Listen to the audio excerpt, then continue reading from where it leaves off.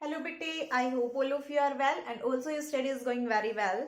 Last time हमने हमारा जो फर्स्ट पार्ट था यूनिट का वो कंप्लीट कर लिया था and that was properties of solids.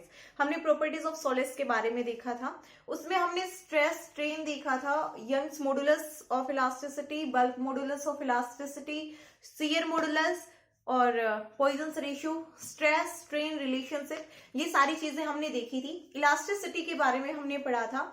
Now our further next topic is our fluids. आज हम फ्लूइड्स के बारे में पढ़ेंगे। तो सबसे पहले हमें पता होना चाहिए that what are fluids. Actually fluids क्या होते हैं? तो फ्लूइड्स क्या होते हैं भाई? एक जनरल डेफिनेशन दी गई फ्लूइड की and that is that anything that can flow are fluids. जो भी चीज फ्लो हो सकती है, आप उस हर चीज को क्या कह सकते हैं कि वो फ्लूइड है। इन जनरली मैटर में सॉलिड, लिक्विड और गैसेस में से क्या फ्लो हो सकता है? क्या सॉलिड फ्लो हो सकता है?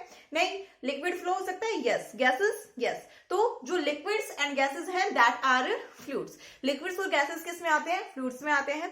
फिर क्या कहा गया कि ये जो डेफिनेशन ये थोड़ी सी इनकम्प्लीट है, तो आप इसको थोड़ा सा और कंप्लीट कीजिए। तो हमारी डेफिनेशन को कंप्लीट करने की ही प्रोसेस में आगे जब हमने कहना स्टार्ट किया तो क्या कहा कि जो हमारे पास सॉलिड होते हैं, फ्लूइड्स के लिए क्या कहा? सबसे पहले एनीथिंग दैट कैन फ्लो। जो भी चीजें फ्लो हो सकती हैं उनको आप क्या कहते हैं? फ्लूइड्स कहते हैं। फिर क्या कहा गया कि जैसे आप सॉलिड्स के लिए बोलते हैं दैट सॉलिड्स के पास क्या होती है? डेफिनाइट शेप, फिक्स्ड शेप होती है। ठीक है, सॉलिड्स के पास डेफिनाइट शेप होती है। मतलब ये आपके पास एक सरफेस है, इसके ऊपर भी, यहां पर भी पार्टिकल होंगे। सॉलिड के लिए बात कर लेते हैं हम, यहां पर भी होंगे, अंदर भी होंगे, सरफेस के ऊपर भी। ठीक है, तो पार्टिकल्स तो होंगे भाई, ऑब्वियसली होंगे ही। अब ये सारे पार्टिकल्स है हमारे पास सॉलिड में। अब सॉलिड में फोर्सेस से किस तरह से, मतलब क्यों फ्लो क्यों करते हैं, ये अब हमें देखना था कि आखिरकार ऐसा क्या होता है जो कि फ्लूइड्स फ्लो करने लग जाते हैं। क्योंकि पार्टिकल्स ही सॉलिड के अंदर होते हैं और पार्टिकल्स ही लिक्विड के अंदर होते हैं। तो लिक्विड फ्लो करता है, सॉलिड फ्लो नहीं करता। Then what is the reason between this? तो रीजन वही है, इंटरमोलिकुलर फोर्सेस। अब ये तो नहीं कहेंगे कि इंटरमोलिकुलर फोर्सेस स्ट्रॉन्ग होते हैं, इसमें वीक हो गए इसलिए वो फ्लो करने लग गया। तो अगर ऐसा ही है तो लिक्विड ऊपर की तरफ क्यों नहीं फ्लो करने लग जाता? ऐसा क्यों होता है हमेशा की इसी तरह से फ्लो कर रहा है? उसमें शेयर ही क्यों आ रहा है? Actually that is the question कि उसमें शेयरिंग ही क्यों हो रही है कि लिक्विड ऐसा है, हम उसको ऐसा रखना चाहते हैं बट ये ऐसा नहीं रहता, ये इधर से ऐसे गिर जाएगा, इधर से ऐसे गिर जाएगा, होता है ना ऐसा। तो ऐसा क्यों होता है? तो देखो, ये जो कंप्लीट सरफेस है इसके जो फोर्सेस लग सकते हैं ड्यू टू पार्टिकल्स, वो दो टाइप से लग सकते हैं। पहला तो कैसा लग सकता है बेटा? टेंजेंशियल। और दूसरा कैसे लग सकता है? नॉर्मल।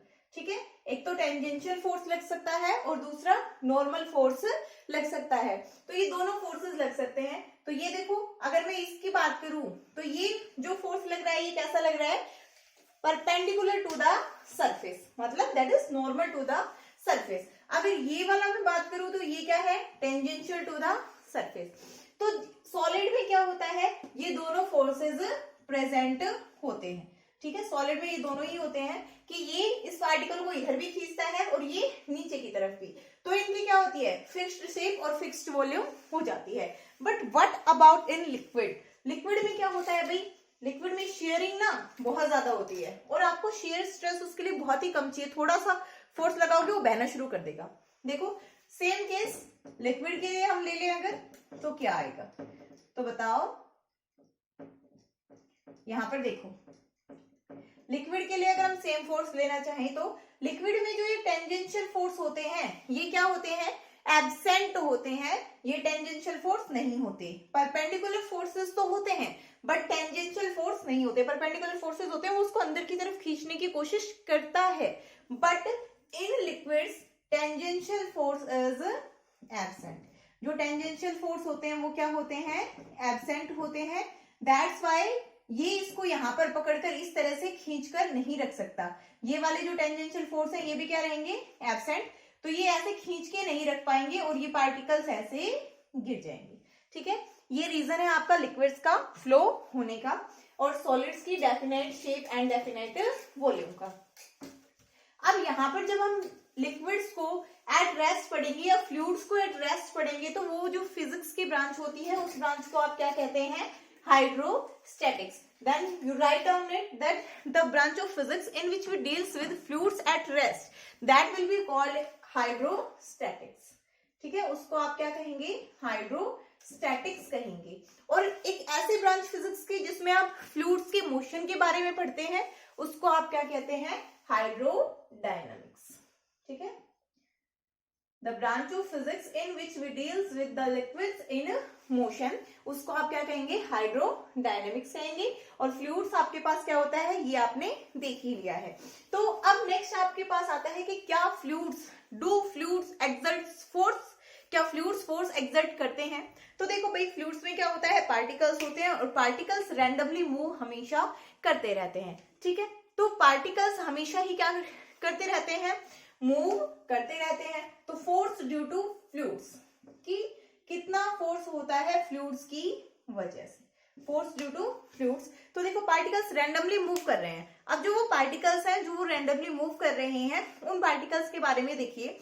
वो मान लो लेट अस से इट इज द कंटेनर, इतना सा हमारे पास कंटेनर है, उसके अंदर पार्टिकल्स रैंडमली मूव कर रहे हैं. तो ये पार्टिकल्स क्या करेंगे, यहां से जाएंगे, कोलाइड करेंगे या नहीं वॉल के साथ, बिल्कुल ऑब्वियस है कि कोलाइड करेंगे. तो जो पार्टिकल्स हैं वो क्या करते हैं, मूव करेंगे और वॉल्स के साथ क्या करेंगे, कोलाइड करेंगे. जो भी कंटेनर है उसके वॉल्स के साथ कोलाइड करेंगे. तो उसके वॉल के साथ कोलाइड करने के बाद वो क्या करते हैं, उसको मोमेंटम ट्रांसफर करते हैं. ठीक है, क्या ट्रांसफर करते हैं, मोमेंटम ट्रांसफर करते हैं. तो जो मोमेंटम ट्रांसफर होता है पर यूनिट टाइम, आप उसी को क्या कहते हैं, फोर्स ड्यू टू फ्लूइड. ठीक है, और इसका नाम क्या होता है, इसको आप क्या कह देते हैं, थ्रस्ट. ठीक है, क्या नाम दे देते हैं इसको आप, थ्रस्ट. कि ये क्या है, लिक्विड्स की वजह से या फ्लूइड्स की वजह से थ्रस्ट है. और एक्चुअली है क्या, ये momentum transfer per unit time. अब किसी को ये लग रहा होगा ये फोर्स क्यों बना दिया, तो देखो न्यूटन के सेकेंड लॉ में आपने क्या देखा था, force is equal to dp by dt. ये था या नहीं था, तो यहाँ पर ये मोमेंटम ही तो है एक तरह से, और ये क्या है, टाइम. तो यहाँ पर ये क्या है, मोमेंटम ट्रांसफर. तो मोमेंटम अगर ट्रांसफर हो रहा है दैट मीन्स मोमेंटम भी चेंज हो रहा है या नहीं, और पर यूनिट टाइम लेना है. तो वो आपके पास क्या बन गया, फोर्स ही तो बना, और फ्लूइड्स की वजह से है, और उसका नाम आपने क्या रख दिया, थ्रस्ट.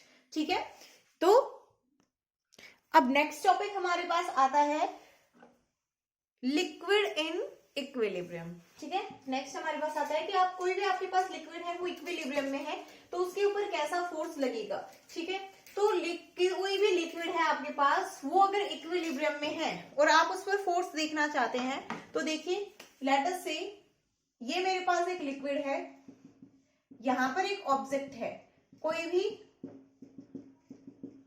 ऑब्जेक्ट मैं मान लेती हूं, यहां पर इस टाइप से कोई ऑब्जेक्ट रखा हुआ है. ठीक है, ये ऑब्जेक्ट मेरे पास रखा हुआ है. अब इस पर मैंने क्या कह दिया कि ये जो ऑब्जेक्ट है इसने, अब एक चीज हमें पता है कि जब भी कोई भी लिक्विड इक्विलिब्रियम में होगा तो उस पर ओनली एंड ओनली कौन सा फोर्स लगता है, नॉर्मल फोर्स एक्ट करता है. Then you write down that कि if a liquid is in equilibrium that normal force acts on it और normal thrust acts on it, और you can say that force acts in a perpendicular direction to it. But what about it, कि आप इसको proof कैसे दोगे. तो देखो let us से मैंने ये कह दिया कि यहाँ पर जो ये फोर्स है ये यहाँ पर इस डायरेक्शन में लग रहा है. ठीक है, इस डायरेक्शन में लग रहा है फोर्स. तो क्या हो जाएगा आपके पास, नॉर्मल रिएक्शन आएगा लिक्विड का, ऑब्वियसली नॉर्मल रिएक्शन आएगा, और ये नॉर्मल रिएक्शन कितना होगा, एफ के बराबर होगा. ठीक है, जितना नॉर्मल रिएक्शन, जितना फोर्स था उतना ही क्या जाएगा, नॉर्मल रिएक्शन जाएगा. मैंने ये कहा कि ये किसके साथ लगा था, थीटा के साथ लगा था, मतलब जो हॉरिजॉन्टल डायरेक्शन है उसके साथ कितना एंगल बनाया था, थीटा एंगल बनाया था. तो ये जो ये वाला कंपोनेंट है ये कितना हो जाएगा, एफ कॉस थीटा. ठीक है, it will B F cos theta जो, और ये वाला कंपोनेंट कितना आ जाएगा, एफ साइन थीटा. ठीक है, अब जो नॉर्मल कंपोनेंट है इसको तो क्या कर सकता है, लिक्विड अपोज कर सकता है. कभी भी लिक्विड नॉर्मल डायरेक्शन में फ्लो नहीं करता, बट ये क्या है, लिक्विड के टेंजेंशियल कंपोनेंट है, इसको वो अपोज नहीं कर सकता. So as our liquid can't oppose tangential component, तो इसको क्या करना शुरू कर देना चाहिए था, बहना शुरू कर देना चाहिए था. बट क्या एक्चुअली इसने बहना शुरू कर दिया, but our liquid is at rest. हमारा लिक्विड किस पर है, रेस्ट पर है. सो एफ कोस थीटा इज 0। इसका मतलब क्या है, जो टेंजेंशियल कंपोनेंट है वो कितना है, 0। तो या तो एफ 0 होगा या कॉस थीटा 0 होगा, तभी इनका प्रोडक्ट 0 होगा। And we know that F is not equal to 0, this implies that theta is equal to 90। इसका मतलब क्या है कि अगर कोई भी लिक्विड कभी भी इक्विलिब्रियम में होगा तो उसका मीन्स हम वहां से क्या अंदाजा लगा सकते हैं कि जैसे ये लिक्विड इक्विलिब्रियम में हो गया है तो वहां से हम ये कह सकते हैं दैट फोर्स एक्सर्ट्स या force is acting always in a direction perpendicular to the liquid. ठीक है, तो ये हो गया आपके पास liquid and equilibrium. Next topic pressure of liquid. ठीक है, तो नेक्स्ट टॉपिक हमारे पास pressure of liquid. And what about pressure, आपने अगर नॉर्मली भी प्रेशर पढ़ा है तो प्रेशर क्या होता है भाई, तो प्रेशर ऑफ लिक्विड क्या होगा, वही जो जनरली प्रेशर होता है। जनरली प्रेशर के बारे में क्या ध्यान आ रहा है आपका, प्रेशर क्या होता है, प्रेशर होता है जनरली हमारे पास फोर्स पर यूनिट एरिया। तो इसमें क्या हो जाएगा, यहाँ पर फोर्स की जगह क्या होता है, थ्रस्ट। और actually what is thrust, normal force. जो नॉर्मल फोर्स होता है वही क्या होता है, थ्रस्ट होता है। ठीक है, तो देखो भाई प्रेशर ड्यू टू लिक्विड, तो प्रेशर ड्यू टू लिक्विड क्या हो जाएगा, the normal force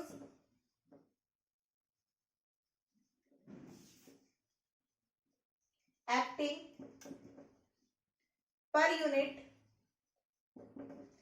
area of liquid in contact is called pressure of that liquid। उसको आप क्या कहेंगे, pressure of that liquid, or you can also say that is hydrostatic pressure। इसी का दूसरा नाम क्या है, हाइड्रोस्टैटिक प्रेशर। ठीक है, इसका दूसरा नाम है आपके पास हाइड्रोस्टैटिक प्रेशर। ओके, तो यहां से क्या हो गया, pressure due to liquid, the normal force acting per unit area of liquid in contact is called pressure of that liquid, और you can also say that it is hydrostatic pressure. अब let us consider we have a liquid and that have area of cross section A. ठीक है, capital A हमने क्या मान लिया, area of cross section मान लिया, और हमने मान लिया कि इसकी वजह से जो थ्रस्ट है वो कितना है, एफ। ठीक है, ये जो नॉर्मल फोर्स है इसकी जगह कहा, ये नॉर्मल फोर्स, इसकी जगह आप थ्रस्ट भी लिख सकते हैं।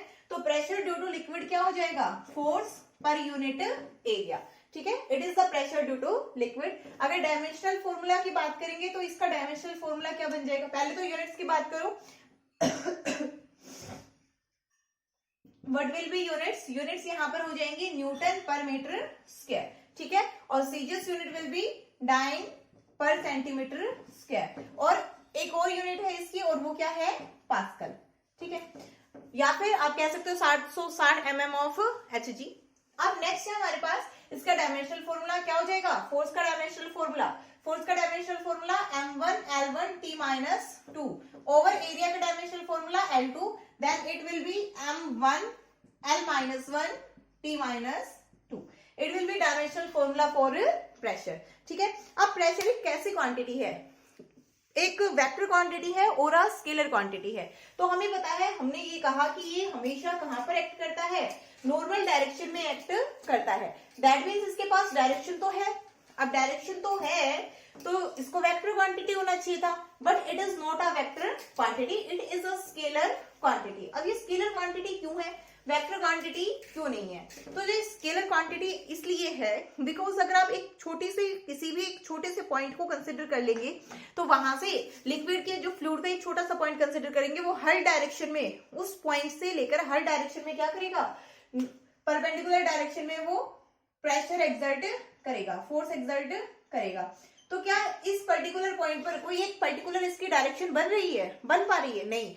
मतलब अगर आप किसी एक पर्टिकुलर टाइम पे बोलेंगे उस टाइम पे बनेगी, बट एक डेफिनेट डायरेक्शन आप उसकी नहीं बोल सकते हो, और ना ही ये क्या करता है, वेक्टर लॉज को फॉलो करता है। दैट्स व्हाई ऐसी जो क्वांटिटीज होती हैं हम उनको क्या बोलते हैं, टेंसर बोलते हैं। ठीक है, तो हम इन क्वांटिटीज को टेंसर बोलते हैं, और आप लिख लीजिए that pressure is a scalar quantity and it has not any fixed direction. Pressure कैसी है, हमारे पास एक स्केलर क्वांटिटी है। ठीक है, अब अगर आप लोग कुछ एप्लीकेशंस देखना चाहते हो प्रेशर की, तो एप्लीकेशन देखो भाई, अगर जो भी आपके पास बैग्स होते हैं, आपके जो बैग्स होते हैं उनकी जो स्ट्रेप्स होती है वो कैसी होती है, वाइड होती हैं, ठीक है। वाइड क्यों होती है, थोड़ी सी पतली क्यों नहीं होती? तो आपने देखा होगा कि अगर आपके पास कोई एक तार है, ठीक है, एक पतली सी तार है और उस तार को वो आपने किसी बैग से अटैच कर रखी है, उस बैग में 10 किलो वजन रखा है, तो आप उसको उठाओगे तो थोड़ी देर में आपके हाथ में दर्द होने लग जाएगा। बट अगर उसी को आप एक चौड़े पट्टे वाली बैग से उठाओगे, मतलब चौड़े पट्टे वाली तार है उससे आप उस 10 किलो को उठा रहे हो, तो आपको कम फोर्स फील होगा। दैट मीन्स देखो यहां से प्रेशर क्या है हमारे पास, फोर्स पर यूनिट एरिया। अब फोर्स तो 10 किलो का आपको सेम ही महसूस होगा, बट एक में क्या किया है, आप जिस चीज से उठा रहे हो, जिसके कांटेक्ट में आप हो, उसका एरिया आपने क्या कर दिया है, कम कर दिया है, और दूसरे में उसी का एरिया आपने क्या कर दिया है, इंक्रीज कर दिया है। दैट्स वाई जो प्रेशर है वो क्या हो जाता है, डिक्रीज हो जाता है।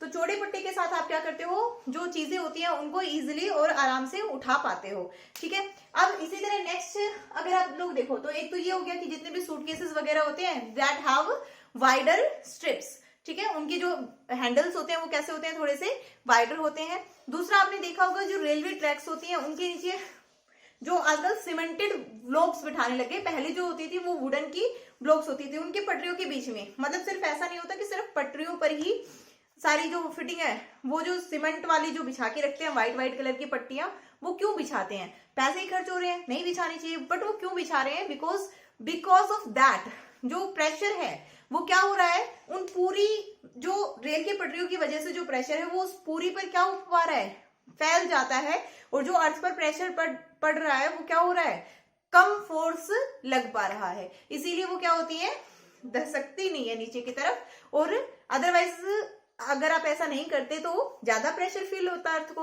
और वो पटरी ऐसा हो सकती थी कहीं से नीचे चली जाए और फिर कंस्ट्रक्शन में ही पैसे वेस्ट होते रहते। तो ये क्या है, हमारे पास प्रेशर के कंसेप्ट है, और भी बहुत सारे कंसेप्ट है। अगर आपको कोई बैग उठाना है और आपकी जो स्कूल बैग्स हैं वही देख लो, उनकी जहां से वाइडर स्टेप्स होती हैं तो यहाँ पर आपको कम फोर्स फील होता है।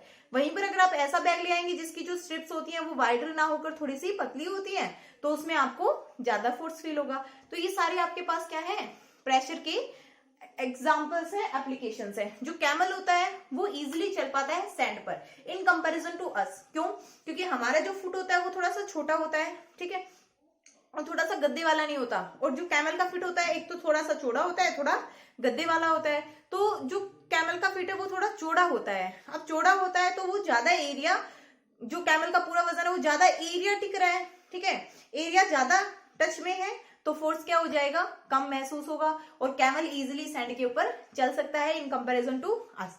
वहीं पर अगर कहीं पर रोडियां बिखरी हुई हैं और वहां पर आपको नंगे पैर चलना है तो दैट विल बी थोड़ा सा मुश्किल। वो क्या होगा, थोड़ा मुश्किल होगा। क्यों मुश्किल होगा, बिकॉज जब आप उन पर पैर रखोगे तो पॉइंटेड एजेस पर आपके पैर रखे जाएंगे, आप पर जो फोर्स लग रहा है कम एरिया पर आपका पूरा वजन फील होगा, तो आपके पैरों में दर्द होने लग जाएगा। तो ये सारी आपके पास क्या है, एप्लीकेशंस ऑफ प्रेशर, ठीक है, एप्लीकेशन ऑफ प्रेशर। अब नेक्स्ट हमारे पास आता है डेंसिटी। तो व्हाट इज डेंसिटी, बहुत दिनों से पढ़ते आए हो। तो डेंसिटी क्या होता है हमारे पास, हम density of liquid, density of solid, ये सारी चीजें पढ़ रहे हैं।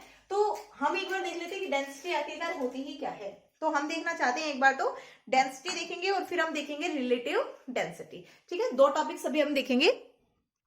तो पहले देखेंगे डेंसिटी के बारे में। डेंसिटी आप सभी को पता है, डेंसिटी क्या होती है, mass per unit volume. So write down the definition of density, that density may be defined as the ratio of mass per unit volume. तो क्या रिलेशन बन जाएगा डेंसिटी का, मास अपॉन में वॉल्यूम। डिनोट किससे करते हैं आप, रो से, ठीक है, कि आपने कोई एक यूनिट वॉल्यूम ले ली, उस यूनिट वॉल्यूम का जितना मास होगा वही उस सब्सटेंस की क्या होगी, डेंसिटी होगी। कोई सब्सटेंस कितना भारी है, कितना हल्का है, कितना, ये किस चीज से डिसाइड होता है, ये उसकी डेंसिटी से। अगर डेंसिटी ज्यादा है, आपने 1 सेंटीमीटर क्यूब वॉल्यूम लिया है दो सब्सटेंसेस का, एक का मास 10 किलोग्राम आया और दूसरे का 1 किलोग्राम, तो कौन से वाले की डेंसिटी ज्यादा है, 10 किलोग्राम वाले की डेंसिटी ज्यादा है, ठीक है। तो डेंसिटी क्या होती है, मास, और वो भी किसका, यूनिट वॉल्यूम का, उससे सब्सटेंस की डेंसिटी डिफाइन होती है।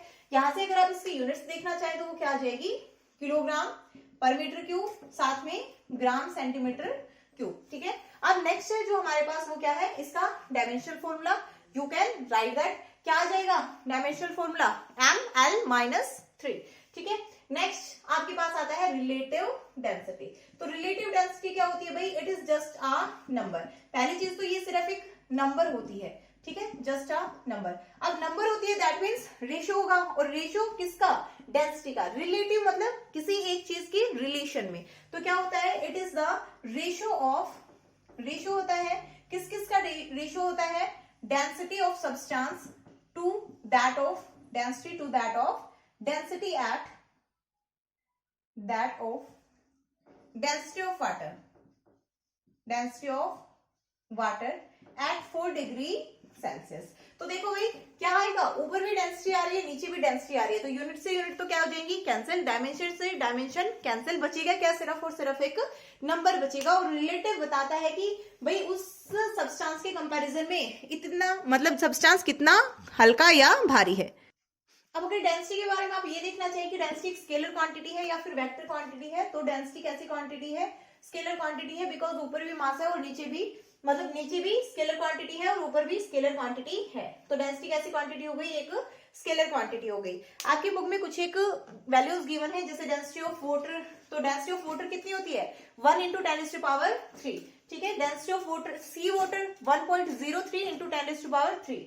मर्करी की याद रखनी होती है हमें, वो क्या होती है 13.6 × 10⁻3। तो ये सारे आपके पास क्या हो गए, डेंसिटीज हैं, इनकी वैल्यू आप याद रख सकते हैं। ब्लड की डेंसिटी होती है 1.06 × 10⁻3। तो इन सारी वैल्यूज को आपको याद रखना है। नेक्स्ट आपके पास आता है पास्कल्स लॉ। तो पास्कल ने एक लॉ दिया था, और पास्कल ने क्या लॉ दिया था, that in a liquid the pressure at any point due to a fluid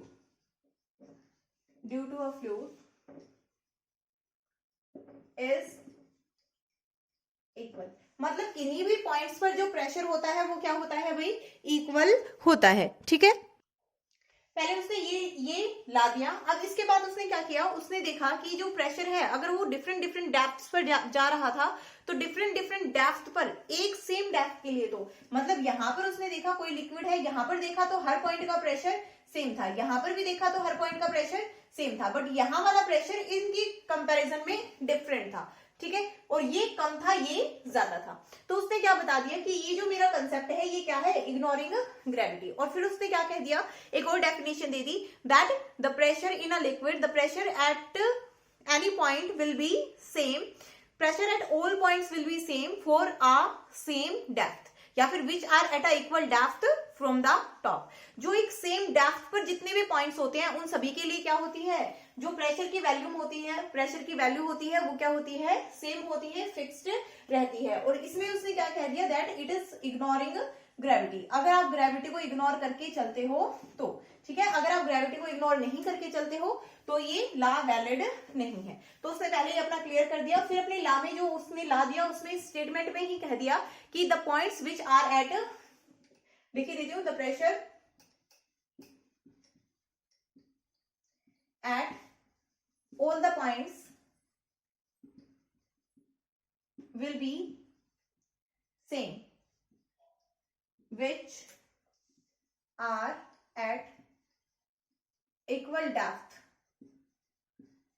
from the top। जो टॉप से जो इक्वल डेप्थ पर हैं उन सभी के लिए जो प्रेशर होगा वो क्या होगा, सेम रहेगा, या फिर आप कह सकते हैं फिक्स रहेगा। अब इस लॉ को करते हुए, इस लॉ का यूज करते हुए, इस लॉ को हमने यूज करते हुए बहुत सारी एप्लीकेशंस बनाई, और वो सारी एप्लीकेशंस, ये लॉ कहां पर यूज होता है, ये होता है हाइड्रोलिक मशीन्स में। जितनी भी हाइड्रोलिक मशीन्स हैं, जैसे कि हाइड्रोलिक लिफ्ट, हाइड्रोलिक प्रेस, ठीक है, हाइड्रोलिक ब्रेक्स, इन सभी में क्या यूज करते हैं हम, पास्कल्स लॉ का यूज करते हैं। तो पास्कल्स लॉ का यूज करेंगे। अब हम ये फर्दर ये टॉपिक्स पढ़ेंगे। इससे पहले हम ये जान लेते हैं कि आखिरकार ऐसा जो ये उसने ऑब्जर्व किया, जो उसने अपने लॉ में ये चीज दी, ये उसने ऑब्जर्व किया, तो ये उसने कहां से ऑब्जर्व किया, किस तरह से उसने ऑब्जर्व किया। तो हम पहले देख लेते हैं प्रेशर वेरिएशन विद डेप्थ, ठीक है। उसके बाद हम करेंगे अपना हाइड्रोलिक मशीन, जो हमारे सिलेबस में 2, hydraulic lift and hydraulic breaks. तो देखो भाई,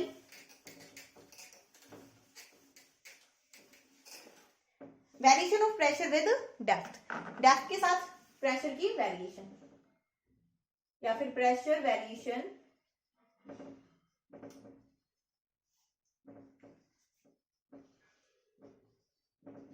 विद डेप्थ। डेप्थ के साथ प्रेशर की वेरिएशन देखना चाहते हैं हम, तो डेप्थ के साथ हमने क्या मान लिया, लेट अस से इट इज अ कंटेनर। ये क्या है, एक कंटेनर है,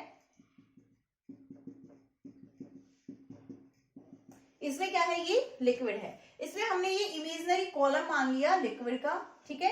इसकी जो हाइट है वो हमने कितनी मान ली, वो हमने मान ली h।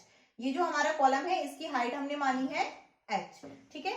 ये सरफेस ऊपर वाला a, इधर b, यहाँ पर c, और इसको हमने मान लिया d, ठीक है। या फिर इसको c, इसको d, और इसको हमने मान लिया b। तो जब ऊपर से हमने देखा, यहां से देखा, तो यहां से जो प्रेशर लग रहा था वो इस डायरेक्शन में, इस तरह से, इधर से देखा तो इस डायरेक्शन में प्रेशर लग रहा था। मतलब आप किसी भी लिक्विड में जाओगे तो वो लिक्विड आपको क्या करेगा, कंप्रेस करने की कोशिश करेगा। जब हम भी पानी में जाएंगे तो क्या होगा, हमारे ऊपर से भी प्रेशर लगेगा, पानी नीचे से भी प्रेशर लगाएगा, साइडों से भी। तो लिक्विड क्या करना चाहता है, किसी भी चीज को कंप्रेस कर देना चाहता है, ठीक है।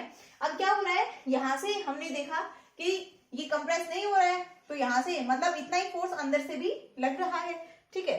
अब यहां पर हमने देखा कि नीचे की तरफ लग रहा है, यहां पर देखा तो क्या देखा कि इसमें प्रेशर और फोर्स ऊपर की तरफ लग रहा है, और हर एक में कैसा लग रहा है, नॉर्मल टू द सरफेस, ठीक है। अब ये जो दोनों पॉइंट्स हैं, the surface A and the surface B are at different depths, ठीक है। तो सबसे पहले आप लोग ये सारी बात लिखेंगे, let us consider we have a container और we have a liquid in a container.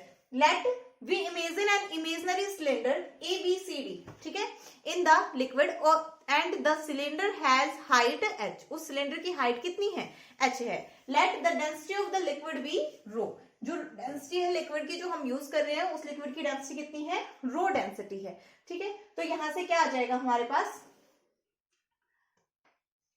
अब हमने देखा कि ये जो सरफेसेस हैं C और D सरफेसेस, ये जो इफेक्ट है ये आपस में एक दूसरे को क्या कर दे रहे हैं, बिल्कुल कैंसिल कर दे रहे हैं। बट यहां पर जो इन दोनों पॉइंट्स के बारे में लिखेंगे, द पॉइंट A या सरफेस लिखो इसको, surface, surface A and B are at different depths from the top, from the top. Now we want to find out the pressure at point A। तो pressure at point A को मैं लिख रही हूँ P A से, तो ये क्या हो जाएगा, फोर्स अपॉन में एरिया हो जाएगा, ठीक है, फोर्स और इसका एरिया। अब जब फोर्स अपॉन एरिया हो जाएगा इस पॉइंट पर प्रेशर, तो फोर्स किसके बराबर आएगा, मास इंटू में मास इंटू एक्सेलरेशन। और यहाँ पर एक्सेलरेशन क्या है, मतलब यहाँ से ऊपर कितना वेट है मोटर का वही तो आएगा, ठीक है। तो यहाँ पर मास इंटू जी मैंने लिख दिया, और नीचे क्या लिख दिया, एरिया। अब क्या मुझे मास पता है, नहीं पता। अब मास नहीं पता तो मैं क्या करूं, मास तो नहीं पता बट मुझे डेंसिटी पता है, लिक्विड की जो डेंसिटी है वो मुझे पता है। अब जब लिक्विड की डेंसिटी मुझे पता है तो मैं क्या करूंगी, यहाँ पर कि मास की जगह क्या लिख दूं, अभी हमने क्या पढ़ा था, डेंसिटी पढ़ा था या नहीं। तो डेंसिटी से क्या मैं मास निकाल सकती हूँ, बिल्कुल निकाल सकती हूँ। क्या हो जाएगा, density is equal to mass upon volume था, मास क्या हो जाएगा, डेंसिटी इंटू वॉल्यूम। तो क्या हो जाएगा यहाँ पर, डेंसिटी इंटू वॉल्यूम। इसका एरिया ऑफ क्रॉस सेक्शन कितना लिया है मैंने, ए मान लिया, ठीक है, कैपिटल ए। और जो हाँ ए ही माना है मैंने, एरिया ऑफ क्रॉस सेक्शन ए माना है। तो और हाइट कितनी है h, तो ये क्या हो जाएगी वॉल्यूम, ठीक है, इनटू में g अपॉन में a। तो प्रेशर एट पॉइंट a कितना आ गया, रो एच जी। आ गया या नहीं आ गया, बिल्कुल आ गया, ठीक है। ए पॉइंट पर प्रेशर कितना आ गया, रो एच जी। और ये जो पॉइंट है ऊपर से अगर हम डेप्थ इसकी देखना चाहें तो डेप्थ कितनी आएगी, हम ऊपर से मान लेते हैं वही तो मास आएगा ना, इतना ही तो मास आएगा, जितना ऊपर से आ रहा है उतना ही मास तो आ पा रहा है ना। मतलब इस वाले पूरे सिर्फ इतने से पानी का हमें क्या लेना है, यहाँ पर हाइट लेनी पड़ेगी, उसी का मास हम कंसिडर करेंगे, क्योंकि यहाँ पर जो ऊपर वाली सरफेस पर फोर्स लग रहा है ये सिर्फ इतने से पानी की वजह से लग रहा है, और इस नीचे वाली सरफेस पर लगेगा ये इतने पानी की वजह से लगेगा।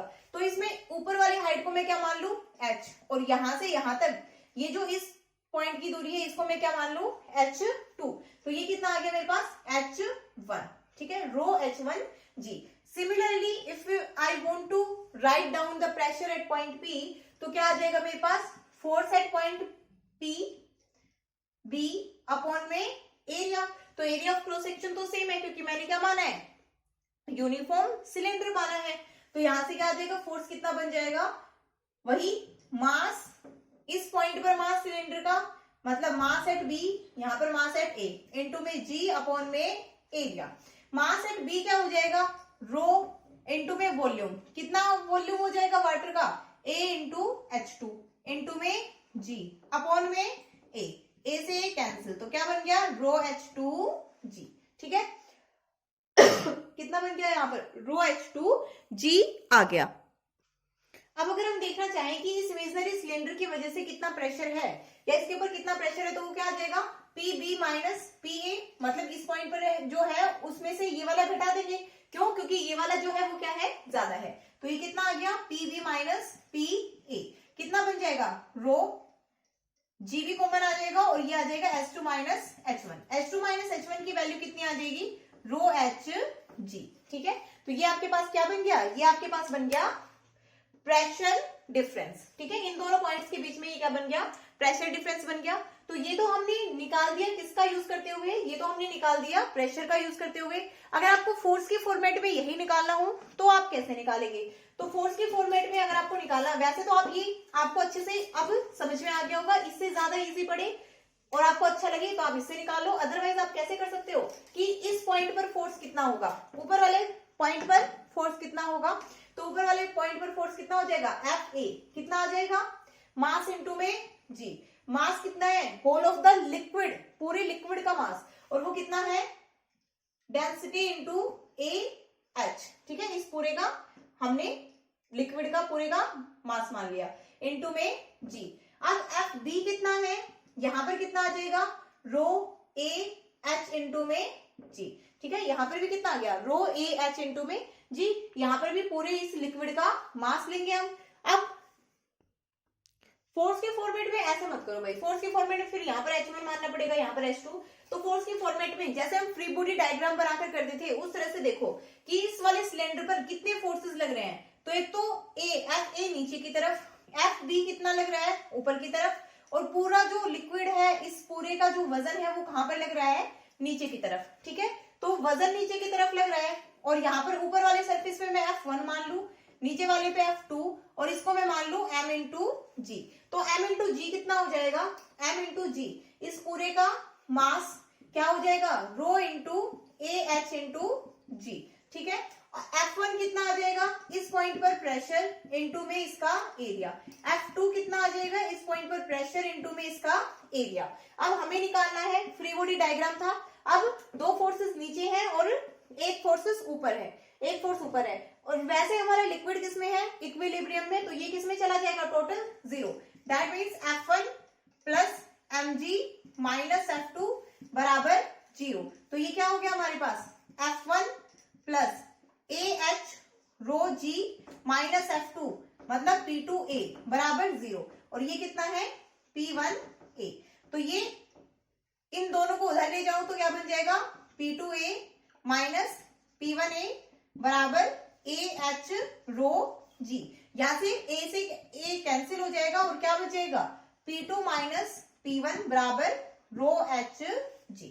ठीक है, क्लियर है। तो यही आपका पूरा टॉपिक है, दोनों में से जैसे भी आपका मन करे उस तरह से आप निकाल सकते हो। दोनों डेरिवेशन करवा दी मैंने आपको। नेक्स्ट है आपके पास कि अगर ये सरफेस यहाँ पर इस पूरी जो ऊपर वाला सरफेस है वो डेप्थ पर नहीं होता, यहाँ पर इस सरफेस पर होता, तो यहाँ पर सिर्फ एयर का प्रेशर होता, तो उस टाइम पे P1 की जगह क्या आ जाता बेटे, उस टाइम पे P1 की जगह atmospheric pressure, P minus PA बराबर रो HG। ठीक है, क्लियर है, आई थिंक यहां तक क्लियर है। नेक्स्ट हम कल करेंगे अपना हाइड्रोलिक मशीन्स के बारे में।